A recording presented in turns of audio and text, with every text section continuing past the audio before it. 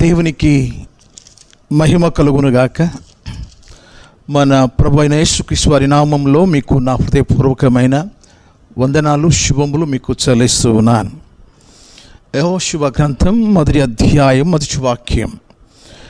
యెహోవా సేవకుడైన మోషే మృతి పొందిన తరువాత యెహోవా నూను కుమారుడును మోషే పరిచారకుడునైన యెహోషువకు ఇలాగూ సెలవిచ్చాను. నా సేవకుడైన మోషే మృతి పొందాను. 2వ వాక్యం. నీవు లేచి నీవును ఈ జనులందరూ యోర్దాను నది దాటి నేను ఇశ్రాయేలుకి ఇచ్చిన దేశమునకు వెళ్ళుడి. ఐగుప్తు దాస్యము నుండి విడిపించబడి పాలు తేనెలు ప్రవహించు దేశానికి ఈ యాత్రలో దైవజనుడైన యెహోవా సేవకుడైన మోషే తన జీవితం ముగించబడింది. ఆయన స్థానంలో మోషే పరిచారకుడైన నూను కుమారుడైన యెహోషువకు ఆ స్థానం లభించింది. యెహోషువతో చెప్పిన మాట, నా సేవకుడైన మోషే మృతి పొందెను. నీవు లేచి నీవును ఈ జనులందరూ యోర్దాను నది దాటి నేను ఇశ్రాయేలుకి ఇచ్చిన దేశమునకు వెళ్ళుడి. ప్రియులారా, ఏ దేశం ఇస్తానని వాగ్దానం చేసినాడో ఆ దేశానికి వెళ్ళడానికి యోర్దాను నది వారు దాటారు. ఈ యోర్దాను నది దాటిన తర్వాత ఇంకా 2 పట్టణాలు ఉన్నాయి. ఎరుకో పట్టణం, హాయి అనే ఓ చిన్న పట్టణం. ఎరుకో పట్టణాన్ని సందర్శించి 7 దినాలు రోజు ఆ బూరలు ఊదుతూ ఆ ఎరుకో గోడల చుట్టూ తిరుగుతూ ఉన్నారు. 7వ రోజున 7 మార్లు ఆ బూరలు ఊదినప్పుడు ఆ కోట గోడలు అవి పడిపోవడం జరుగుతుంది. ఆ ఎరుకో పట్టణాన్ని విజయంతో పట్టుకుంటారు. అయితే అక్కడ కొన్ని విషయాలు దేవుడు చెప్పడం జరిగింది. నేను చదువుతున్నాను ప్రియులారా. యెహోషువ గ్రంథం 6వ అధ్యాయం 17-18 వచనాలు. ఈ పట్టణమును దీనిలో ఉన్నది యావత్తును యెహోవా వలన శపించబడిను. రాహాబను వేశ్య మనము పంపిన దూతలను దాచిపెట్టిన గనుక ఆమెయు ఆ ఇంటినున్న వారందరూ మాత్రమే బ్రతుకుదురు.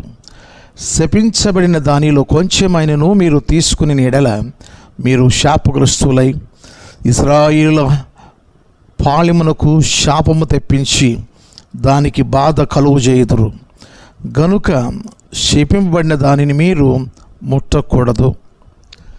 ఇక్కడ యెహోవా చేత శపించబడిన పట్టణం ఎరుకో పట్టణం. ఈ పట్టణములో దేనిని కూడా మీరు ముట్టకూడదు. దేవుడు శపించిన ఈ పట్టణంలో దేనిని మీరు ముట్టకూడదు. ముడితే ఏం జరుగుతుంది? అక్కడ ఉన్న మాట ఏంటంటే, ఇశ్రాయేలీల పాళెమునకు శాపం తెప్పించి దానికి బాధ కలుగు చేయుదురు. కనుక వాటిని ముట్టకూడదు. మీరు ఒకవేళ ముట్టితే ఇశ్రాయేలందరికీ మీరు శాపము తెచ్చిన వారు అవుతారు. ఆ తర్వాత బాధకు మీరు కారకులు అవుతారు. కనుక ఇక్కడ హాయి అనే ఓ చిన్న పట్టణం ఉంది.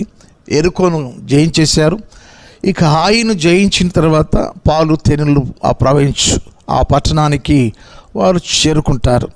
అది చివరి ప్రస్తావనలో ఉన్నారు, చివరి మధ్యలో ఉన్నారు.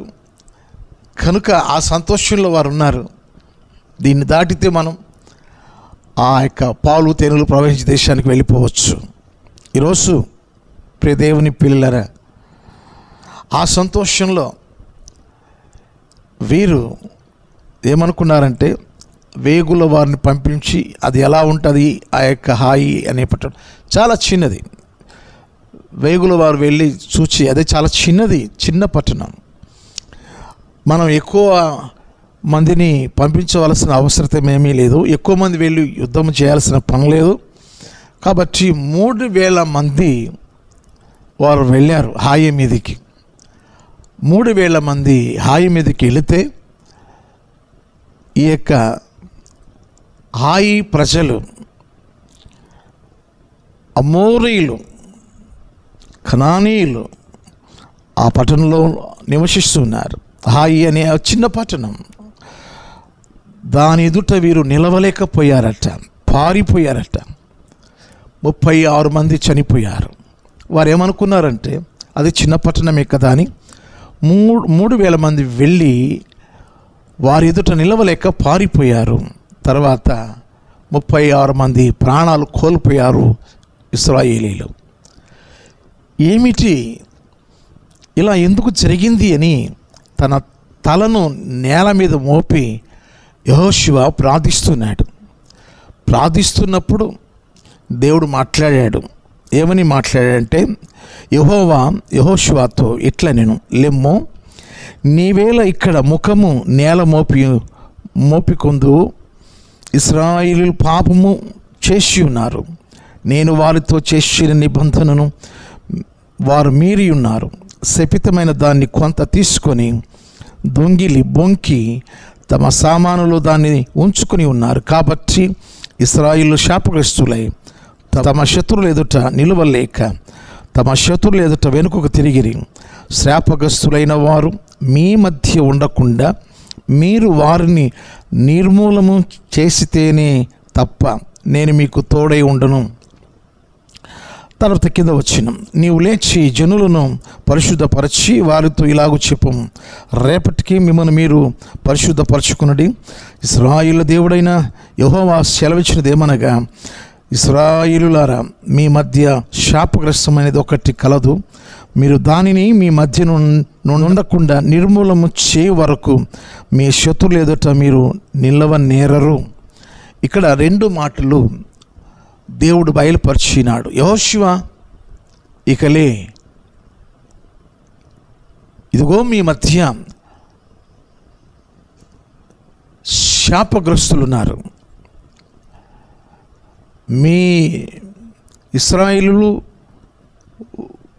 ఆ శాపగ్రస్తులైన వారిని బట్టి ఇశ్రాయేలందరూ శాపగ్రస్తులయ్యారు. శాపగ్రస్తమైనది ఒకటి మీ దగ్గర ఉన్నది. శాపగ్రస్తులైన వారు మీ మధ్య ఉండకుండా నిర్మూలము చేయాలి. శాపగ్రస్తమైనది నిర్మూలం చేయాలి. శాపగ్రస్తులైన వారు నిర్మూలం చేయబడాలి. శాపగ్రస్తమైనది నిర్మూలము చేయబడాలి. మరి ఎలా ప్రభువా? ప్రతి గోత్రపు వారిని పిలిపించుకొని,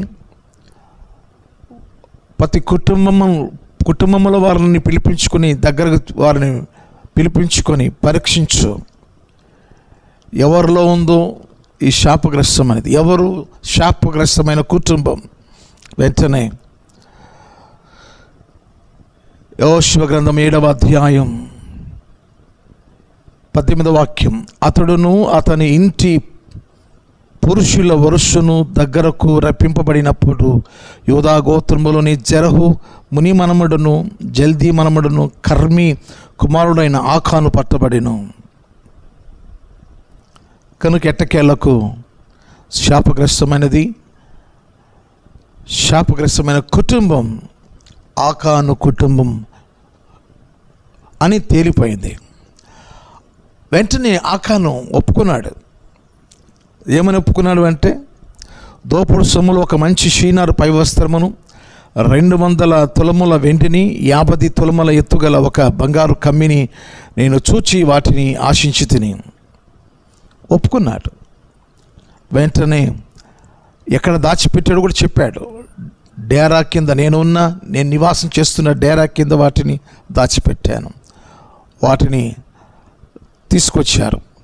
అయితే దేవునికి వారు ప్రార్థన చేసినప్పుడు దేవుడు ఏం చెప్పాడు?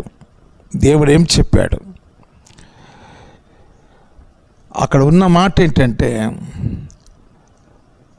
వారు చేసిన శపితమైన వాటిని ముట్టకూడదంటే వాటిని ముట్టి ఇశ్రాయేలుకు శాపం తెచ్చిపెట్టారు కనుక ఇక్కడున్న మాట నేను చదువుతున్నాను ప్రియులారా. యెహోషువ గ్రంథం 7:24 వాక్యంలో, యెహోషువయు ఇశ్రాయేలందరూ జెరహు కుమారుడైన ఆకానును, ఆ వెండిని, ఆ పై వస్త్రమును, ఆ బంగారు కమ్మిని, ఆకాను కుమారులను, కుమార్తెలను, ఎద్దులను, గాడిదలను, మందను, డేరాను, వానికి కలిగిన సమస్తమును పట్టుకొని ఆకోరు లోయలోనికి తీసుకుని వచ్చిరి. అప్పుడు యెహోషువ, నీవేళ మమ్మను బాధపరచుతివి, నేడు యెహోవా నిన్ను బాధపరచుననగా ఇశ్రాయేలందరూ వానిని రాళ్లతో చావగొట్టిరి. వారిని రాళ్లతో కొట్టిన తర్వాత అగ్ని చేత కాల్చి వారి మీద రాళ్లను పెద్ద కుప్పగా వేసిరి. అది నేటి వరకు ఉన్నది. అప్పుడు యెహోవా కోపోద్రేకము నిలిచిన వాడై మళ్ళుకొనెను. అందుచేతను నేటి వరకు ఆ చోటికి ఆకోరు లోయ అని పేరు. ప్రియులారా, ఇక్కడ కొద్దిసేపు మనం ఆలోచన చేద్దాం. పాపము చేసింది ఆకాను. ఆకాను తన పాపాన్ని ఒప్పుకున్నాడు. కానీ ఆకాను భార్య, వారి కుమారులు, కుమార్తెలు, వారికి ఉన్న సమస్తము ఆస్తి అంతా కూడా, తనకు కలిగిన సమస్తం అంతా కూడా రాళ్లతో కొట్టి వారిని ఆకాను ఇక కుటుంబమును, ఆ భార్య, కుమారులను, కుమార్తెలను రాళ్లతో కొట్టి చంపి కాల్చివేశారు. ఈరోజు ఒక ప్రశ్న. ఆకాను పాపం చేశాడు, మరి భార్య చేయలేదు, మరి పిల్లలు ఆ పాపం చేయలేదు. అయితే ఇదేమి న్యాయం? అగ్నిలో పాపము చేయని పిల్లలు, భార్య, ఆకారుతో పాటు వారు కాలిపోయారే, బూడిదైపోయారే. ఇదేమి న్యాయమని మీకు అనిపించవచ్చు. ప్రియులారా, దేవుడు ముందుగానే చెప్పాడు. ప్రియులారా, శపితమైన దానిని మీరు ముట్టినప్పుడు ఇశ్రాయేలులందరికీ మీరు శాపాన్ని తెచ్చిన వారు అవుతారు. అంత మాత్రమే కాదు, ఇశ్రాయేలులకు మీరు బాధ కలిగించిన వారు అవుతారు అని ముందుగానే దేవుడు చెప్పాడు. వీరు శాపగ్రస్తులయ్యారు, ఇశ్రాయేలీలకు శాపం తెచ్చిపెట్టారు. వీరిని బట్టి 36 మంది హాయి వారి చేత చంపబడ్డారు. 36 ప్రాణాలు చనిపోయాయి. ఆ ప్రాణాలకు వీరే కారకులు. ఆకాను చేసిన పనికి ఎంత మూల్యం చెల్లించాల్సి వచ్చిందో, ఎంత నష్టం జరిగిపోయిందో, వారితో పాటు ఆ పిల్లలు, వారి కుమారులు, కుమార్తెలు అగ్నిలో ఆహుతి అయిపోయారు. ఇదేమి న్యాయం అని మీరు ప్రశ్నించవచ్చు. ప్రియులారా, మీకు ఒక విషయం చెప్తాను. యోబు గ్రంథం 34వ అధ్యాయం 10వ వాక్యం, విజ్ఞానము గల మనుష్యులారా నా మాట ఆలకించుడి, దేవుడు అన్యాయము చేయట అసంభవం, సర్వశక్తుడు దుష్కార్యము చేయట అసంభవం. యోబు గారి ద్వారా చక్కని మాట రాయబడి ఉంది. దేవుడు అన్యాయము చేయట అసంభవం, సర్వశక్తుడు దుష్కార్యము చేయట అసంభవం. ఆయన న్యాయం తప్పేవాడు కాదు, ఆయన న్యాయాన్ని తప్పేవాడు కాదు. అతడికి ముందుగానే చెప్పబడింది, ఎవరైనా శపితమైన దానిని ముట్టితే ఇశ్రాయేలందరికీ మీరు శాపం తెచ్చిన వారు అవుతారు, మీరు కూడా శాపగ్రస్తులు అవుతారు. వారి చేత మీరు బాధను కలిగించిన వారు అవుతారు, ఇశ్రాయేలుకు బాధను కలిగించిన వారు అవుతారు. ఇంత నష్టం జరిగింది. శపితమైన దాన్ని ముట్టకపోయి ఉంటే బాగుండు, ముడితే ఎంత నష్టం జరుగుతుందో ముందుగానే చెప్పాడు. దేవుడు అన్యాయస్తుడు కాదు. ముందుగానే విషయాలు చెప్పబడ్డాయి.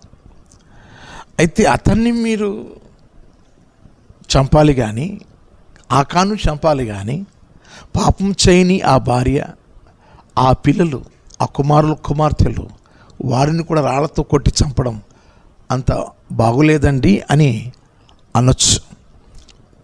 విషయాలకి నేను వస్తున్నాను. కొన్ని విషయాలు మీకు చెప్పాలి. నిర్గమకాండం 34వ అధ్యాయం 7వ వాక్యంలో ఆయన 1000 మందికి కృపను చూపుచు దోషమును అపరాధమును పాపమును క్షమించును, కానీ ఆయన ఏమాత్రమును దోషులను నిర్దోషులుగా ఎంచక 3-4 తరముల వరకు తండ్రుల దోషమును కుమారుల మీదికిని కుమారుల మీదికిని రప్పించునని ప్రకటించాను. ఈరోజు ప్రియ దేవుని పిల్లరా, తండ్రి చేసిన దోషం ఇంటి మీదికి శిక్ష పంపించబడుతుందని ధర్మశాస్త్రం దేవుడు రాసిపెట్టాడు. ప్రియులారా, మనకు పోలీస్ స్టేషన్లు ఉన్నాయి, కోర్టులు ఉన్నాయి. వీటిలో వారు శిక్షను విధించేటప్పుడు వారికి ఒక ధర్మాసనం ఉంటుంది, కొన్ని కట్టడలు ఉంటాయి. ఏ విధమైన తీర్పు వీరికి విధించి ఏ విధమైన శిక్ష వీరికి వేయాలి అనేది వారికి ఉంటుంది ధర్మాసనంలో. అలాగే దేవుడు తన ధర్మశాస్త్రంలో రాసిపెట్టాడు. ఏమని రాసిపెట్టాడంటే, ఆయన ఏమాత్రము దోషులను నిర్దోషులుగా ఎంచక 3-4 తరముల వరకు తండ్రుల దోషమును కుమారుల మీదికి రప్పించునని ప్రకటించాను. ఇవన్నీ ముందుగా చెప్పాడండి. ఇవన్నీ ముందుగా ఈ శాసనాలు, ఈ కట్టడలు వ్రాయించి దైవజనుడైన ఆయన సేవకుడైన మోషే గారి ద్వారా ఇవన్నీ ప్రకటించుకున్నాడండి. అయితే మరొక మాట కూడా మీకు చెప్పాలి. సమూయేలు మొదటి గ్రంథం 2వ అధ్యాయం 25వ వాక్యంలో, నరునికి నరుడు తప్పు చేసిన ఎడల దేవుడు విమర్శ చేయును, కానీ ఎవరైనా యెహోవా విషయంలో పాపము చేసిన ఎడల వాని కొరకు ఎవడు విజ్ఞాపనము చేయును అనిను. నరునికి నరుడు తప్పు చేసిన ఎడల దేవుడు విమర్శ చేయును, కానీ యెహోవా విషయంలో పాపం చేసిన ఎడల. దేవుడు కట్టడలు రాసిపెట్టిన తర్వాత దేవుడు ఏమన్నాడు అంటే, ఇది శపితమైన పట్టణం, దీనిలో దేని ముట్టకూడదని దేవుడు చెప్పించాడు, శపథము చేయించాడు. అయినా ఆకాను ఆశించి లోకములో ఉన్నదంతయు నేత్రాశ, శరీరాశ, జీవపు డంబం, ఆ ఆశ ఎంత ఘోరమైన నష్టాన్ని తీసుకొచ్చిందో. ప్రియులారా, తండ్రుల దోషం కుమారుల మీదకి నేను పంపిస్తున్నాను అన్నాడు. సహజంగా మనం కొన్ని విషయాలను ఆలోచన చేసినప్పుడు నేను ఒక 5 విషయాలు చెప్తాను. మొదటి విషయం, తండ్రికున్న రోగం బిడ్డకు వస్తుంది. ఒక్కోసారి డాక్టర్ గారు పరీక్షించి ఈ వ్యాధి అది టీబీ అయ్యి ఉండొచ్చు, లేకపోతే క్యాన్సర్ అయ్యి ఉండొచ్చు, ఏదో ఒక వ్యాధి నిర్ధారణ చేసినప్పుడు మీ యొక్క తండ్రి గారికి లేకపోతే మీ తండ్రులకు ఎవరికైనా ఉందా అని అడుగుతారు. అలాగా తండ్రికున్న రోగం బిడ్డకు వస్తుంది. రెండవది, తండ్రి అప్పు చేసి చనిపోతే ఆ రుణము బిడ్డలు తీర్చాల్సి వస్తుంది. తండ్రి చేసిన అప్పు బిడ్డలు తీర్చాలి అని ధర్మశాస్త్రంలో ఉంది. నేను తీర్చను, నా తండ్రి చేశాడు కదా అప్పు అంటే కుదరదు. ఆ డబ్బును మీరు కూడా తిన్నారు కనుక మీరు కట్టాల్సిందే అని ఇచ్చిన వాడు నిలదీస్తాడు. మూడో విషయం, తండ్రికి అపకీర్తి బిడ్డలకు కూడా పడుతుంది. దాని ప్రభావం తండ్రి నేరస్తుడిగా లేకపోతే హంతకుడుగా లేకపోతే అపకీర్తి చెడ్డ పేరు తెస్తే త్రాగుబోతుగా తన ఇష్టానుసారంగా జీవించినప్పుడు ఆ తండ్రిని బట్టి ఆ కుటుంబానికి అపకీర్తి వస్తుంది. 4, తండ్రి ఆస్తి బిడ్డలకు అందుతుంది. 5వది, తండ్రి పొందుకున్న శాపం లేకపోతే శిక్ష బిడ్డలకు వస్తుంది. అది దేవుని ధర్మశాస్త్రంలో రాయబడిన విషయాలు. ఈరోజు ప్రియ దేవుని పిల్లరా, తండ్రి చేసిన పాపానికి బిడ్డలు కూడా కాలిపోతున్నారేంటి, అయ్యో ఇదేమి న్యాయమని చూసిన వారు మాట్లాడచ్చు. కానీ దేవుడు ముందుగానే అన్ని విషయాలు రాసి పెట్టాడు. హబక్కు గ్రంథంలో ఒక మాట ఉంది ప్రియులారా, 2వ అధ్యాయం హబక్కు గ్రంథం 9-10 వాక్యాలు. తనకు అపాయము రాకుండానట్లు తన ఇంటి వారి కొరకై అన్యాయముగా లాభము సంపాదించుకొను వారికి శ్రమ. నీవు చాలామంది జనములను నాశనము చేయొచ్చు, నీ మీద నీవే నేరస్థాపన చేసి ఉన్నావు. నీ దురాలోచన వలన నీ ఇంటి వారికి అవమానము తెచ్చి ఉన్నావు. కాబట్టి అక్రమముగా సంపాదించిన ఆ సంపాదనను బట్టి ఆ ఇంటికి శ్రమ వస్తుంది, శాపం వస్తుంది. ఆ ఇంటి యజమానుడు పోషణ కొరకు ఒకవేళ అక్రమదారులో డబ్బు సంపాదిస్తే ఆ ఇంటికి శాపం వస్తుంది అని హబక్కు గ్రంథంలో రాయబడి ఉంది. ఈరోజు ప్రియ దేవుని పిల్లలారా, కొన్ని విషయాలు మనం మాట్లాడుకుంటున్నప్పుడు ఇది అలా జరగకుంటే బాగుండేది అని మనకు అనిపిస్తుంది. ఆకాను చేసిన పాపానికి ఆకానుని కాల్చుంటే బాగుండేది, కానీ ఇలా పిల్లలు కాలిపోతున్నారే, వారేం పాపం చేశారు, ఇలాంటి ఆలోచనలు చాలామంది చేస్తూ ఉంటారు. దేవుడు అన్యాయశుడు కాదు, అటువంటి దుష్కార్యము ఆయన చేయట అసంభవం అని మనం ముందుగానే లేఖనంలో చూసాం. ప్రియమైన దేవుని పిల్లరా, ద్వితీయోపదేశకాండం 5వ అధ్యాయం 10వ వాక్యములో, నన్ను ప్రేమించి నా ఆజ్ఞలు గైకొను వారి విషయములో 1000 తరముల వరకు కరుణించువాడినై ఉన్నాను. నన్ను ప్రేమించి నా ఆజ్ఞలు గైకొంటే, నన్ను ప్రేమించేవాడు నా ఆజ్ఞలను అన్నిటినీ 613 ఆజ్ఞలు ఉన్నాయి. ఆయన ఆజ్ఞలన్నిటినీ ఎవరైనా గైకుంటే 1000 తరాల వారి వరకు నేను వారిని కరుణిస్తానని కూడా దేవుడు వాగ్దానం చేసినాడు. ప్రియులారా, తప్పు చేసిన వారు ఎవరైనా సరే దేవుడు శిక్షకు అప్పగిస్తాడు. మనము దేవుని ఆజ్ఞల ప్రకారంగా మనం కొనసాగాలి. దేవుని ఆజ్ఞను ఎవరైతే మీరుతారో వారి మీదికి దేవుడు శిక్షను పంపిస్తాడు. ఈరోజు ప్రియ దేవుని పిల్లరా, దేవుని వాక్యానుసారంగా మనం జీవించడం మనం నేర్చుకోవాలి. ఆ పిల్లలు ఆ అగ్నిలో ఆహుతి అవ్వడానికి కారణం ఆకానే. బిడ్డలకు దేవుని బోధలోను దేవుని శిక్షలో పెంచాలి. దేవుని శిక్షలో దేవుని బోధలో వారిని పెంచకపోతే పెడదారి పడతారు. ఆ తర్వాత దేవుని ఉగ్రతకు వారు పాలైపోతారు.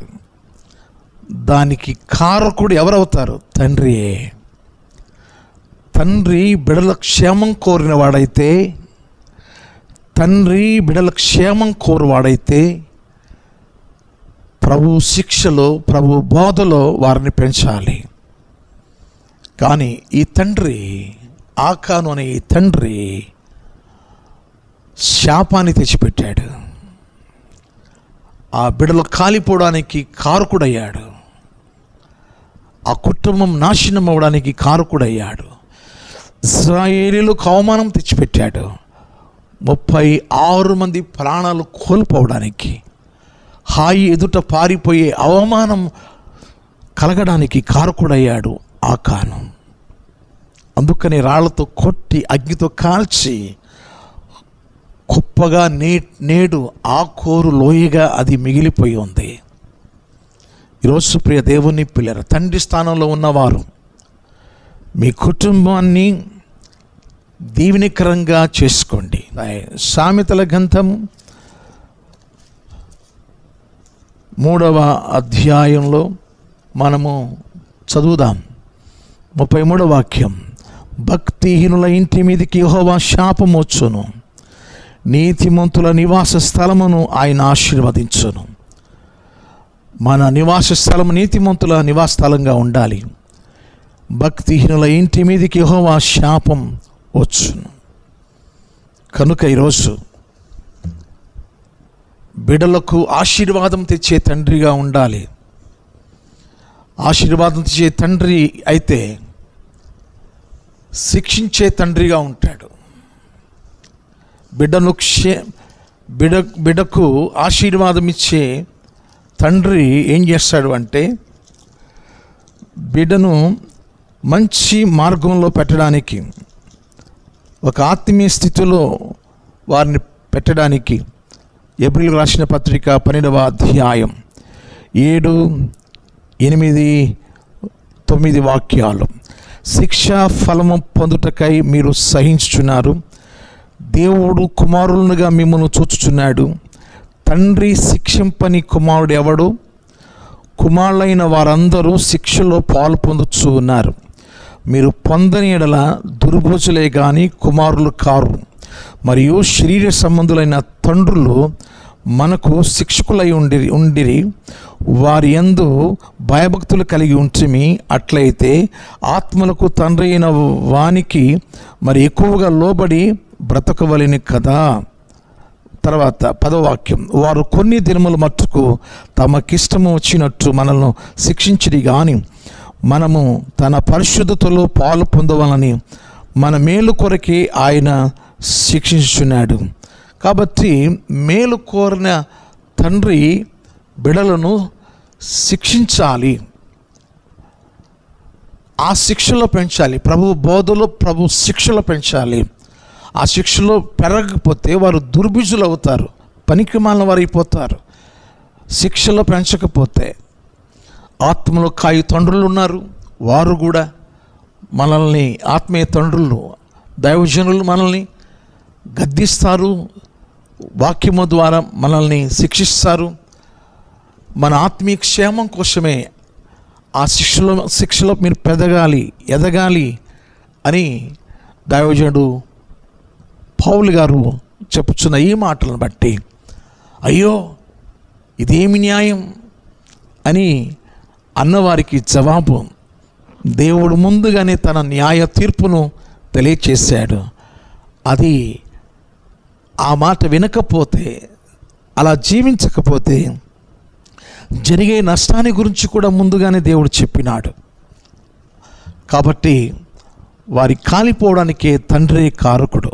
మన బిడ్డలకు ఆశీర్వాదం మనం తెచ్చిపెట్టే తండ్రులుగా మనం ఉందాం.